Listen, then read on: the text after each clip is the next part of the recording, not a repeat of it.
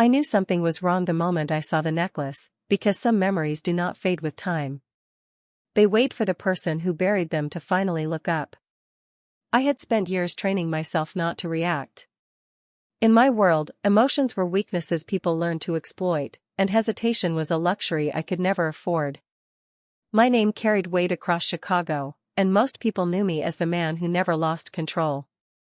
But that night, inside a quiet Italian restaurant downtown, control disappeared in a single second. I was there for a business meeting, sitting near the back of the room where I could see everything without being noticed. The restaurant was filled with the soft sound of conversations, the clinking of glasses, and the warm glow of amber lights reflecting off polished wooden tables. Then she walked toward my table with a tray in her hands. Emma. I had seen hundreds of people enter rooms like that, but there was something different about her. Not because she tried to impress anyone. She did the opposite. She moved with calm confidence, focused on her work, completely unaware of the attention around her. Her brown hair was tied neatly in a bun, and her expression showed the kind of strength that did not need to announce itself. She placed my coffee on the table and gave me a simple smile. Then I saw it. Hanging around her neck was a small, old pendant. A piece of silver worn by years of time, with a design I had not seen since I was a young man. My hand stopped before I even realized I had moved. Emma noticed my expression. "Are you okay?" she asked. I looked at the pendant again, making sure my mind was not creating a connection that did not exist. But it was there. The same shape. The same tiny mark near the edge. The same impossible detail that belonged to a chapter of my life I thought was finished forever. "Where did you get that?" I asked. My voice was quieter than I intended. Emma touched the pendant instinctively. "This? I've had it for as long as I can remember. My mother left it with me." Her answer should have made things clearer. Instead, it created more questions. My mother. Those two words stayed in my mind. I had spent years searching through old records, forgotten conversations, and pieces of a past that never made sense. I had accepted that some answers would never come. But now the answer was standing in front of me, wearing a necklace she believed was just a family keepsake. Emma studied my face carefully. She was not afraid. That surprised me more than the pendant itself. Most people changed when they realized who I was. They became nervous. Careful. Distant. Emma simply waited for an honest answer. "Why does it matter?" she asked. I looked away for a moment because the truth was something I was not ready to say out loud. Because that pendant was connected to a promise. A promise made years ago. A promise I failed to understand at the time. I knew one thing with certainty. Emma was not just a waitress who happened to be wearing an old piece of jewelry. She was standing in the middle of a story that started long before we ever met. And for the first time in years, I felt something I had almost forgotten. Uncertainty. I left the restaurant that night with more questions than answers. But one thought followed me through the streets of Chicago. The past I had buried was not gone. It had been waiting around Emma's neck the entire time. I did not sleep that night. Not because I was afraid of what I had discovered, but because I understood that the discovery had found me at the exact moment I stopped looking for it. For years, I had built my life around control. Every decision had a purpose. Every person around me had a reason for being there. But Emma was different.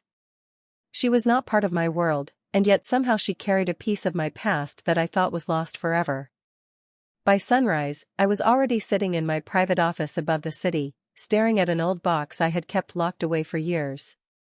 The room was quiet except for the sound of rain against the windows.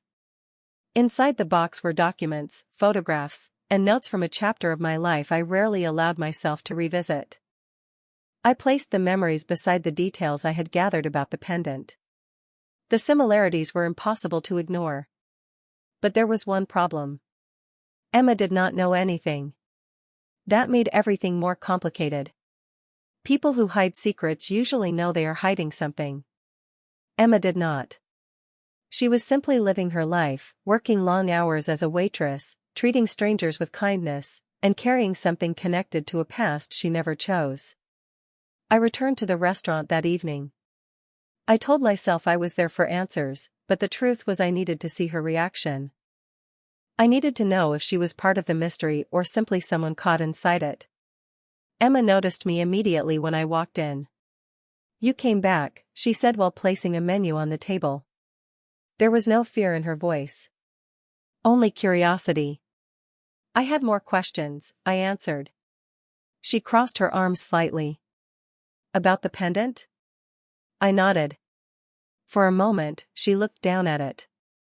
The confidence in her expression changed, not into fear, but into uncertainty. "You looked at it like you knew something about it," she said. "Most people just say it is old." I studied her carefully. Emma was observant. That was the first thing I realized about her. She noticed details most people ignored. She was not trying to impress me. She was trying to understand me. "Where did your mother get it?" I asked. Emma hesitated. "I do not know much about that part of my life. I was young when she passed away. I only know she told me to keep it safe." Those words stayed with me. Keep it safe. A simple sentence, but it carried a weight I could feel. I asked if she had any other belongings from her mother. Emma thought for a moment and mentioned an old storage box she kept at her apartment. "Nothing important," she said. "Just a few papers and personal items." But I knew better. Sometimes the smallest things hold the biggest truths. I offered to help her look through them, and she immediately refused. That surprised me. Most people accepted help from someone with my influence. Emma did not.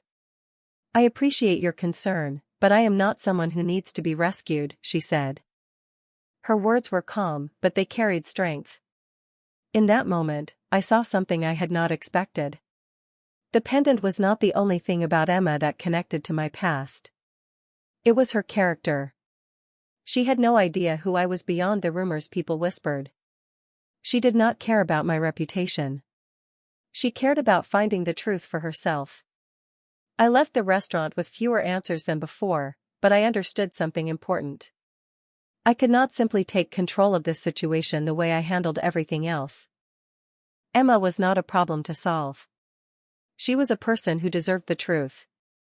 And for the first time in a long time, I realized that uncovering the past would require something I was not used to giving. Trust. The next morning, I returned to the place where I kept the records of my past. Not because I wanted to remember, but because I needed to understand why a simple piece of jewelry had reopened a chapter one had spent years trying to close. The archive room beneath my office was not a place I visited often. It held documents from old business dealings, family records, and pieces of history that no longer had a place in my present life. I opened the files slowly, knowing that every answer could create another question. The first thing I searched for was not the pendant itself. It was the name connected to it. Years ago, there had been a person who disappeared from my life without explanation. Someone who left behind unanswered questions and a silence that everyone around me accepted too easily. I had always believed that silence meant the story was over. I was beginning to understand that sometimes silence only means someone worked hard to keep the truth hidden. I spent hours comparing old records with the information Emma had given me. Nothing was obvious. There was no simple connection waiting on the surface. But small details started appearing. Dates that did not match. Documents that had missing pages. Names that had been removed from places where they should have existed. The more I looked, the more I realized someone had carefully arranged the past to look different from what it really was. Later that afternoon, I met Emma outside the restaurant during her break. She was standing near the side entrance with a cup of coffee in her hand, enjoying a few quiet minutes away from the noise inside. When she saw me, she immediately knew something was different. "You found something," she said. I looked at her for a moment. Most people asked questions because they wanted information. Emma asked because she wanted to understand. I found signs that your pendant has a history, I replied. Her expression changed slightly. A history connected to you? I did not answer right away. That was the truth I was still trying to accept myself. I do not know yet.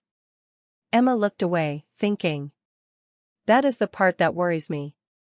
You know more than I do, but you are not telling me everything. Her words were fair. I was used to controlling information. In my world, knowing more than everyone else was a form of protection. But with Emma, that instinct felt different. It created distance instead of safety. I am trying to protect you from something you did not choose, I said. She looked back at me. Maybe. But you are also making decisions about my life without asking me. That sentence stayed with me because she was right. Power had always made things simple. If there was a problem, I removed it. If there was uncertainty, I controlled it. Emma was the first person in years who reminded me that not everything could be handled that way. She did not need someone to decide her future for her. She needed someone willing to stand beside her while she discovered the truth herself. Before she left, she told me she would bring the old storage box from her apartment. She wanted answers, but she wanted them on her own terms. I watched her walk back inside, carrying the same quiet confidence she had shown from the beginning. That evening, when she arrived with the box, I noticed something immediately. She was nervous, but she was not running away. Inside were old letters, photographs, and a few forgotten documents. Most of them seemed ordinary at first. Then Emma handed me one envelope that had never been opened. She said she had found it hidden beneath the bottom layer of the box. My hands became still when I saw the handwriting on the front. I recognized it. I had not seen that handwriting in years. And suddenly, I knew we were no longer searching for a missing piece of history. We were standing in front of a truth that had been waiting for someone brave enough to open it. The envelope stayed on the table between us for several seconds, and neither of us moved. There are moments when a person knows that opening something will change everything. This was one of those moments. Emma looked at me, waiting for an explanation I was not ready to give. I had spent years believing that I was prepared for any truth, but standing there in that small apartment with old memories surrounding us, I realized preparation and acceptance were not the same thing. You know who wrote that, Emma said quietly. I looked at the handwriting again. Yes. Her expression changed. Not fear. Not panic. Disappointment. She had started trusting me, and now she could see there were pieces of the story I had kept from her. Who was it? She asked. I could have answered immediately. I could have told her everything I knew. But the truth was complicated, and I did not want to give her half of an answer that would create more confusion. Someone connected to my past, I said. Emma looked down at the envelope. That is not an answer. She was right. Again. I had built an entire life around being the person with answers. Yet somehow, the person who challenged me the most was the one person who had no interest in my power.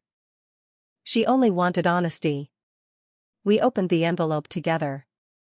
Inside was a letter written years earlier, along with a small photograph that made the room feel completely different.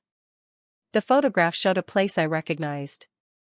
An old family property outside Chicago that had been closed for years. But what caught my attention was not the location. It was the connection between the person in the photograph and the pendant Emma wore around her neck. Emma noticed my reaction. What is it? She asked.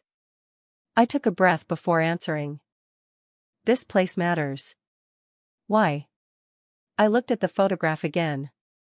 Because I thought everyone connected to this part of my life was gone. Emma was silent. She did not push me. That was something I had started noticing about her.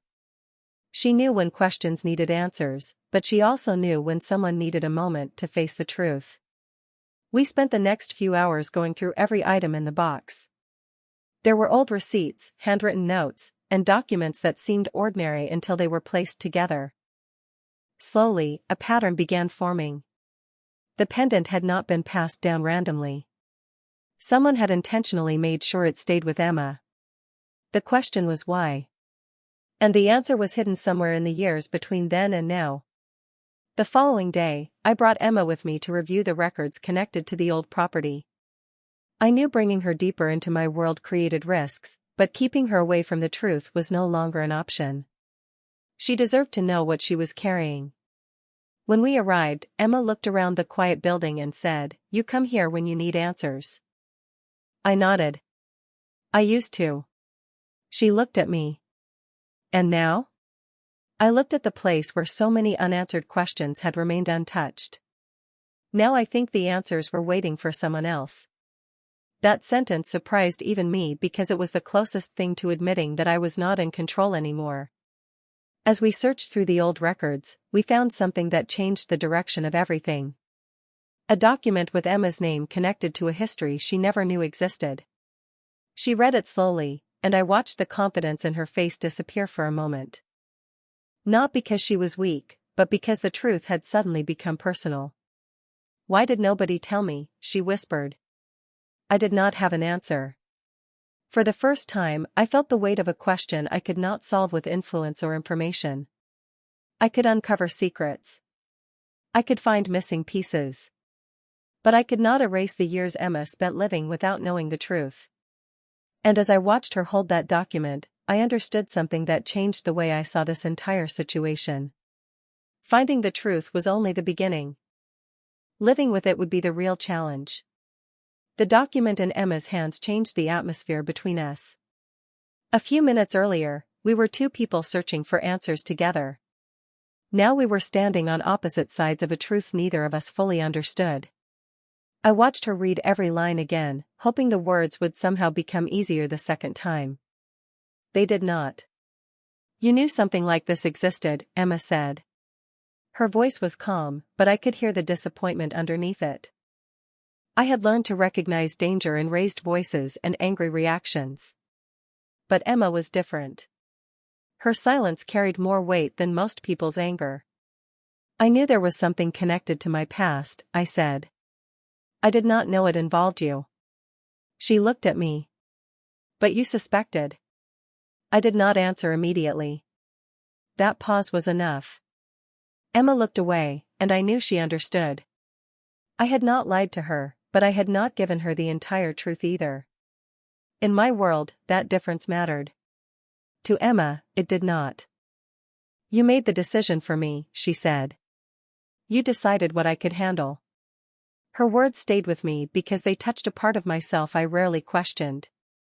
I had spent years protecting people by controlling situations before they became problems. But Emma was not someone I could place behind a wall and call it protection. She deserved the choice to step forward or walk away. "You are right," I said. Admitting that was harder than I expected. Emma looked surprised. Maybe because people like me were not supposed to admit mistakes easily. But I had reached a point where pride could not help me anymore. Before we could continue, my phone received a message from someone who had been reviewing the old records. There was another location connected to the documents. A private collection that contained information about the years when the pendant disappeared. Emma noticed the change in my expression. "There is more." I nodded. "Yes." She closed the folder slowly. "Then I am coming with you." I wanted to tell her no. My instinct was immediate. Keep her away. Keep her safe. But then I remembered her words. She was not someone who needed to be rescued. She needed the truth. We drove outside the city toward a private archive connected to the old property records. The further we moved away from downtown Chicago, the quieter everything became. The distance gave us time to think, but it also made the silence between us heavier. When we arrived, Emma looked at the building in front of us. "How many years have you been searching for answers?" she asked. "Too many." She studied me. "And you never found them?" I shook my head. "I found pieces. Never the whole picture." Inside the archive, we discovered records that connected the pendant to a decision made years earlier. Someone had deliberately separated information, leaving different people with different pieces of the truth. Emma read through the files carefully. Then she stopped. "This name," she said. "I recognize it." I turned toward her. The person she pointed at was someone from her own childhood memories. Someone she thought had nothing to do with this. That moment changed everything because the mystery was no longer only connected to my past. It was connected to hers. For the first time, Emma looked uncertain. Not because she was afraid of the truth, but because she realized the life she remembered might not have been the complete story. "Why would someone hide this from me?" she asked.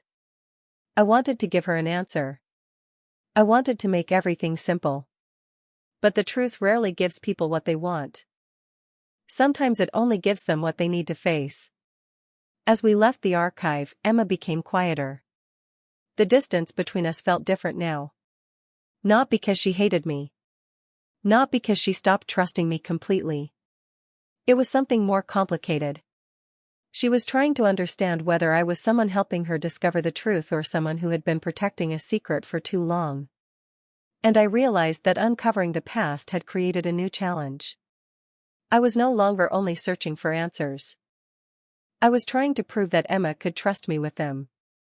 The drive back to Chicago felt longer than it actually was. The city lights slowly appeared in the distance, but neither of us spoke much. Emma sat beside me looking out the window, holding the folder of documents on her lap. I could tell she was not just reading the papers. She was trying to understand how many parts of her own life had existed without her knowing. For the first time, I saw something in Emma that was different from confidence. She was still strong, but strength did not mean someone never felt lost. It meant they kept moving even when the answers hurt.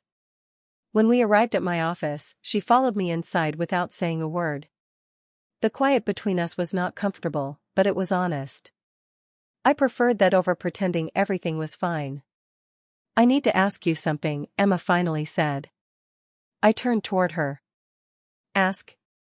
She looked directly at me. "If you had found this information before I did, would you have told me?" The question was simple. The answer was not. I had to admit something I did not like. "I do not know." Emma nodded slowly, and that response seemed to hurt more than if I had given the wrong answer. "That is what I was afraid of." She placed the folder on the table. "You are used to protecting people by keeping them away from the truth. But sometimes the truth belongs to the person who has to live with it." Her words stayed with me. I had spent my entire life believing information was something to control. Emma was reminding me that information could also be something people had the right to own. Before I could respond, one of the old records from the archive caught my attention. There was a reference to a private collection that had never been reviewed. The collection belonged to someone who had been connected to both my family history and Emma's past. The next morning, we went there together. The location was not what I expected. It was not a hidden place filled with dramatic secrets. It was a quiet historical building outside the city, the kind of place most people would walk past without noticing. That made it feel even more important. Some truths do not hide because they are protected by walls. They hide because nobody thinks to look for them. Inside, we found boxes of old documents, photographs, and personal letters. Emma carefully examined each item. I watched her process everything differently than I did. I looked for patterns. She looked for people. That was the difference between us. I searched for facts. Emma searched for meaning. After several hours, she found a letter with her name written on it. She did not open it immediately. She looked at me first. "Do you think I should read this?" I answered honestly. "I think you should decide." A small expression crossed her face. It was not a smile, but it was the first sign that she noticed the difference. She opened the letter slowly. The words inside revealed that someone had been watching over her life from a distance for years. Not controlling it. Not changing it. Just protecting something that they believed she would one day need to know. But there was another detail that changed everything. The letter mentioned that the pendant was never supposed to end up with Emma by accident. It had been chosen for her because of a promise made years earlier. Emma looked at me after reading that sentence. A promise to who? She asked. I looked at the documents again. There was a name attached to that promise. A name I recognized. A name that connected my past to Emma's present in a way I never expected. For years, I believed I was searching for a missing piece of history. But now I understood something much harder. History had not been missing. Someone had been protecting it. And whoever made that choice had also created a connection between two lives that were never supposed to meet. As we left the building, Emma stopped before getting into the car. "Vincent," she said quietly. I turned around. "What?" She looked at me with a question I knew I could not avoid forever. "Are you searching for the truth because it matters to me, or because you need to fix something from your own past?" I had no immediate answer. And for the first time, I realized the biggest question was not about the pendant, the documents, or the years that had disappeared. The biggest question was whether I was willing to face the part of myself that had been hiding behind power all along. I spent the entire night thinking about Emma's question. Not because I did not know the answer, but because I was afraid of what the honest answer would reveal about me. For years, I had believed that solving problems was the same as protecting people. If something threatened the people around me, I removed the threat.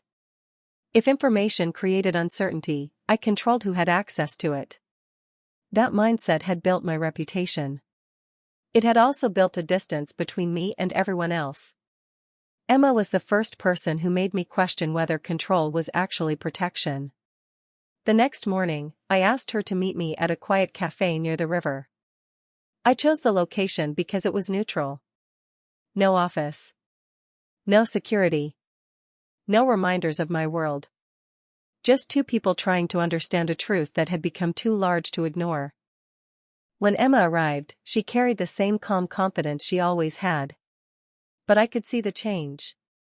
She was not the woman who had simply walked into a restaurant wearing an old pendant. She was someone who had discovered that her own history had missing pages. "I thought about what you asked me," I said. Emma looked at me. "And?" I took a breath. At first, I wanted to find the truth because I needed answers. I thought if I understood the past, I could fix what was broken. She listened carefully. "But now?" I looked at the street outside the window. "Now I think the truth matters because you deserve to know it. Not because it belongs to me." For a moment, neither of us spoke. Then Emma nodded slightly. It was not forgiveness. Not completely. But it was the first sign that she believed I was trying to understand. We returned to the documents later that day, continuing the search through the remaining records. Hidden among old papers was information about the promise connected to the pendant. The person who kept the secret had not done it for power or personal gain. They believed the truth needed the right moment. The discovery changed the way I viewed everything. I had spent years assuming someone had taken something from me. But the reality was more complicated. Someone had made a difficult choice to protect a future they could not predict. Emma read through the final pages silently. When she finished, she placed them down and looked at me. "So all this time, people knew pieces of my story?" she asked. "Yes." Her expression changed. This time it was not disappointment toward me. It was disappointment toward the years she had lost without understanding why certain things felt incomplete. "I hate that people made choices for me," she said. "I understand why they wanted to protect me. But I wish someone trusted me enough to let me know." Those words affected me more than I expected because they reflected something I had done too. I had judged others for hiding the truth while doing the same thing myself. Later that evening, we visited the old property connected to the documents. The place was quiet, surrounded by open land and memories that seemed frozen in time. Emma stood near the entrance, holding the pendant carefully. "It is strange," she said. "Something this small carried so much history." I looked at the pendant. Sometimes the smallest things carry the heaviest stories. She looked at me. That sounds like something you understand. I almost smiled because she was right.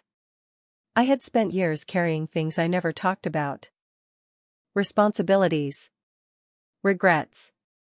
Decisions I could not change. While exploring the property, we found one final piece of information that shifted everything again. A record showed that the person connected to the pendant had not only known my family.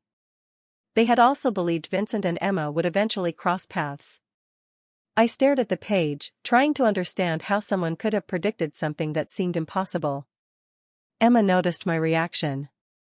"What does it mean?" she asked. I looked at her, and for once I did not try to hide uncertainty behind confidence. "It means someone believed our meeting was not random." Emma looked away, thinking about that. But before we could understand the meaning behind it, another detail appeared in the records. A name that had been missing from every document until now. A name that changed the entire direction of the truth we had been chasing. And when I saw it, I realized the past was not finished revealing what it had been hiding. The name on the record changed the way I looked at everything. For years, I believed the past was a collection of unanswered questions. I thought the missing pieces were lost because people had failed to protect the truth.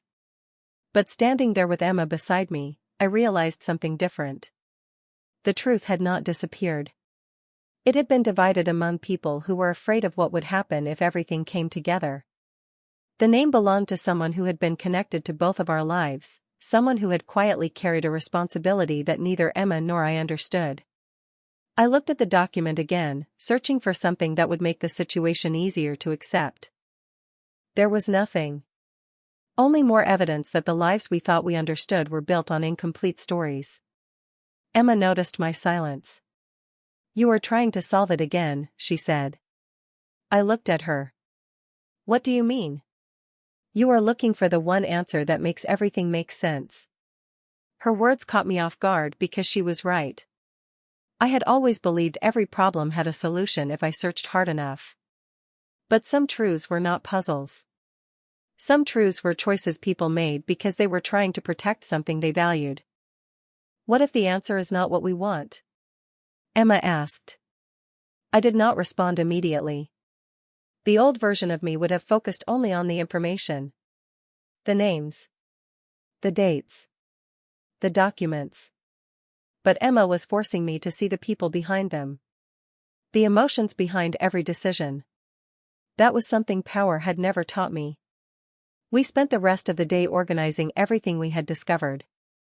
The timeline became clearer. The pendant had passed through different hands, each person carrying a small part of the story.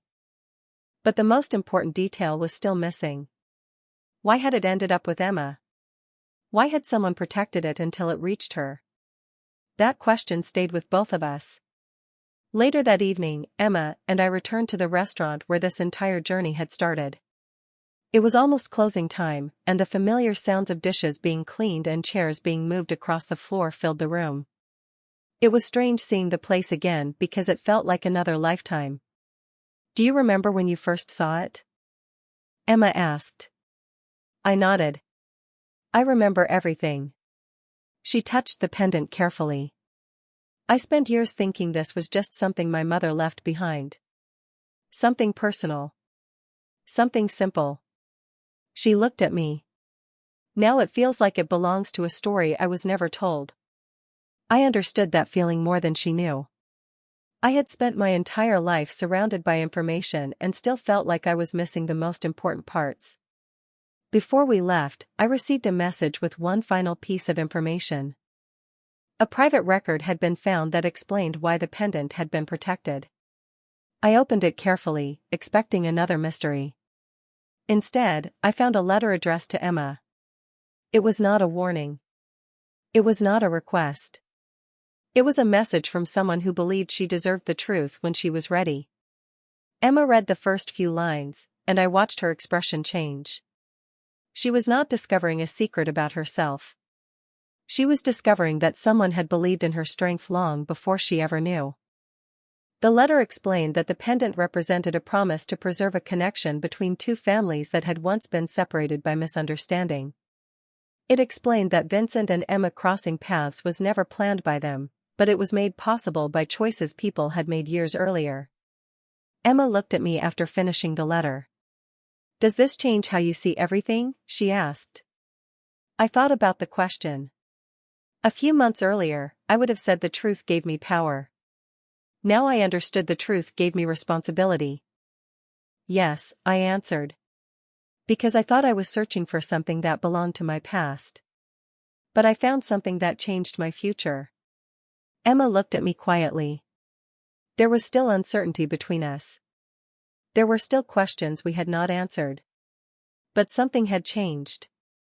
We were no longer two people chasing a mystery. We were two people choosing what to do with the truth once we finally found it. For the first time in years, I stopped searching for what I had lost and started thinking about what I had found. The pendant was never just a connection to the past. It was a reminder that every choice we make creates a path we may not understand until much later. As I stood in the restaurant after closing, watching Emma place the letter carefully back into the envelope, I realized that the person I was before this journey would have handled everything differently. I would have taken control. I would have gathered every piece of information and decided what happened next. But Emma changed the way I looked at certainty. She showed me that knowing the truth was not the same as owning it. "What happens now?" she asked. It was a simple question, but I knew she was not only asking about the documents or the past. She was asking what this truth meant for us. I looked around the restaurant where everything had started. A place where I expected to find a forgotten answer, but instead found a person who challenged everything I believed about strength. "Now we make sure the truth stays where it belongs," I said. Emma studied me. "With the people who have a right to know?" I nodded. That was the difference between the man I had been and the man I was becoming. Before Emma, I believed protecting people meant carrying every burden alone. I believed silence was sometimes the safest choice. But silence had a cost. It created distance. It created confusion. It made people feel powerless in their own lives. Emma deserved better than that. The following weeks were not easy. The truth did not magically erase years of unanswered questions. Some conversations were difficult. Some memories were painful to revisit. But for the first time, everything was happening in the open. Emma began learning more about the people connected to her past, and I began learning more about the person standing beside me. She was still the same woman who had served coffee with confidence on the night we met. She was still independent, still fearless, still unwilling to let anyone decide her future for her. The difference was that now I understood why that strength mattered. It was not something I needed to protect. It was something I needed to respect. One evening, we returned to the old property outside Chicago where so many unanswered questions had remained. The place looked different now. Not because the building had changed, but because we had. Emma stood outside holding the pendant, looking at the quiet land around us. "I used to think this was just a reminder of where I came from," she said. "Now I think it is a reminder that people are more complicated than the stories they inherit." I looked at her and realized she had learned something I spent my whole life trying to understand. A person's history does not define their future. Their choices do. "Do you regret finding out?" I asked. Emma thought for a moment. "I regret that I did not know sooner. But I do not regret knowing now." Her answer stayed with me. Because I understood exactly what she meant. The truth had not been easy. It had changed the way we saw the past. It had changed the way we saw each other. But some truths are worth carrying, even when they are heavy. Months later, I still kept the first image of that night in my mind. Emma walking through the restaurant. The pendant catching the light. The moment when a part of my past appeared in a place I never expected. I used to think power was about controlling what happened next. Now I understood something different. Real strength was having the courage to accept what you could not change and the humility to choose what you would become. Emma never entered my world by trying to take anything from me. She entered it by reminding me that there was still a part of me worth finding. And maybe that was the truth that had been waiting all along. Not a secret hidden in old documents. Not a forgotten promise written on paper. But the simple realization that even someone who spent years surrounded by power could still be changed by one person who saw the human being underneath it all.